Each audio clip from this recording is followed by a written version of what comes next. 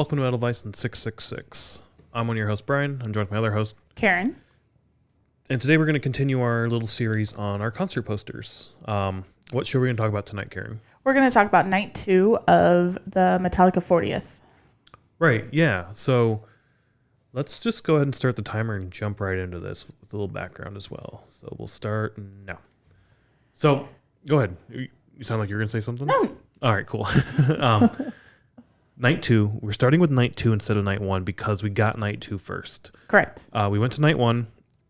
Our experience with S&M, I kind of went in. I wanted posters, but I went in pre-budgeting and knowing there was no chance in hell I'm getting a poster. Well, at least that was my thought. So we get there early because we had floor tickets this time. We wanted to get decent spots. And they had the merch outside. Didn't even bother looking. I think we saw the posters hanging up there, though. I don't remember seeing a poster, but okay. We didn't look at merch, no. I thought as we were walking by, I glanced over and thought I saw I didn't look at merch, so I don't know. Walking around the city that day also, or the day before even, you saw people walking around with posters, and you're like, is that a Metallica poster? You look like a Metallica fan, maybe. But we didn't search it out or anything. We're just like, we'll go. If they have it at the show, we'll get it. But we're not expecting to get one. Went to the show. Fucking awesome time. I love night 1. It's one of my best shows I've ever seen. Overall, the whole experience was, but it was a blast. We walk out that night also, and we go, the outside merch booths they had were still kicking stuff out, right? So, yep. Yeah, so we stopped to get shirts. Yeah, we stopped to get a couple of shirts. And we get up there, we get to the lady who was helping us and ask her just curiously, like, do you have posters? Expecting the answer to be no. And she's like, we just sold it, the last one, 10 minutes ago, 5 minutes ago. Yep. So then I'm kicking myself. Like, shit, we could have actually, if we stood in line, got a poster. But I think, if I remember right, she said they found a box. They found a box, yeah. Under a bunch of shirts or something. Yep. And that's why they were able to keep selling them that late. Yeah. She then gave us some advice. She told us to come back at 10 a.m. tomorrow. Yeah. Because they were going to open up merch for night 2, and they'd have night 2 posters there. Yes. So. And you could buy 2 per person. 2 per person. Yep. So we got up early for my standards and made it over there. We were there 9 o'clock. Yeah, we were there for probably 45 minutes to an hour before they opened. And they opened like 10 a.m. or something. Already a pretty decent line of people. Yeah. We're probably 100th back. Yeah. So I was already nervous. Like, fuck, am I going to get even a night 2 poster? It started to become obvious that, it looks like we were as it opened and people were working their way up. And then the question became, how many do we get for night 2?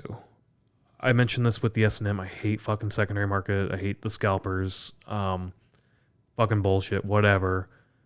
But are we going to get 2 and try to sell 1?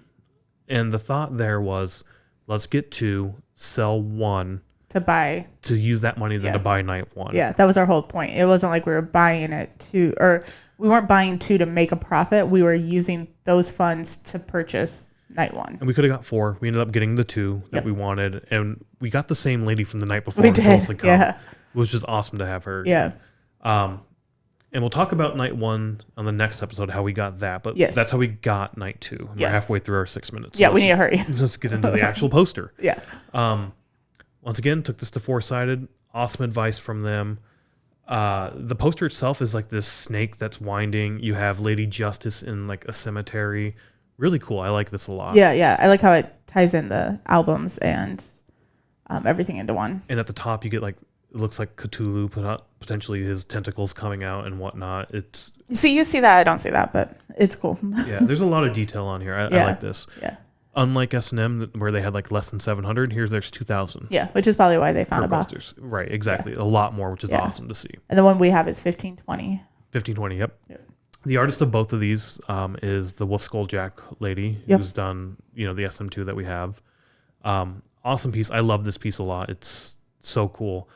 We did take it to get framed. I wasn't quite sure what I wanted to do for framing. I think you wanted to do purple on this. See, and this also goes to the travel shows where the 2 kind of go together. Yeah. Like if you see the other one, it's like this, the serpent, the snake is facing to the left. The other one, the creatures are facing to the right. Yep. So they kind of go together. They kind of make this one overall piece potentially. So I didn't know if I wanted to do somehow tie those in. Use the colors from night 1 in the night 2 poster, and sort of like they tie together that way. I'm glad we didn't. I'm glad we went with this. We did a double matte. That greenish first matte goes so well. Yeah, it pulls out all the scales and the metallic at the top, and then the tombstones and stuff at the bottom. It's so good. And then we have this sort of purpley reddish. Yeah, this looks more like matte. a brown red, but it's more purpley red. In person, it looks so much better than the photo does justice. Yeah.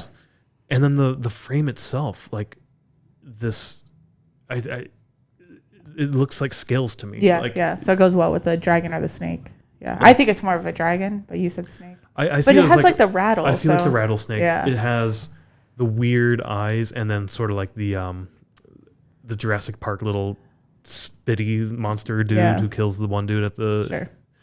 Yeah, I know what I'm saying. But I don't know. I love the colors of this. The blues, the purples, that green looks so awesome. And then, just the overall piece, how this, it came together. And I don't know. Like I said, I think I like the double matte on this one, which we don't do. Now we're doing more double mattes, but it really, that just pulls out the color so much. I'm really torn on the double matte, honestly. I think when we did this, I may have wanted all green, but once again, that all green would have taken too much away from the actual Which is piece. why I like double mattes, because it just complements it. For sure. I like that pop of green that just pulls it all together. Yeah. But then it's not too overpowering that you don't get it. So I'm starting to turn around onto like have a more darker or neutral color up front, and then your pop right below that on that matte that then ties into the piece. Yeah. And I think the frame really goes well with the piece as well. It does. Yeah. So awesome. So cool. I don't know what to say. Like the scales work perfect. Once again, no UV glass, but no museum quality. Yeah. So you can see yourself in it. You can. Yeah. Which this is where I start to see it is with the 40th shows, because that's where there's so much detail. Like down here on the tombstone, the bottom one just above the 40th, right? There's little skulls popping out there. Yeah.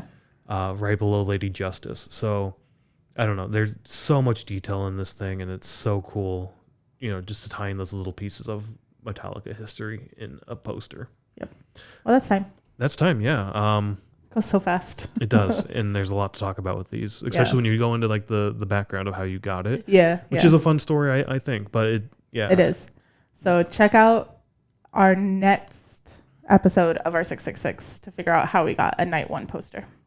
Yes. We'll see you then. Bye.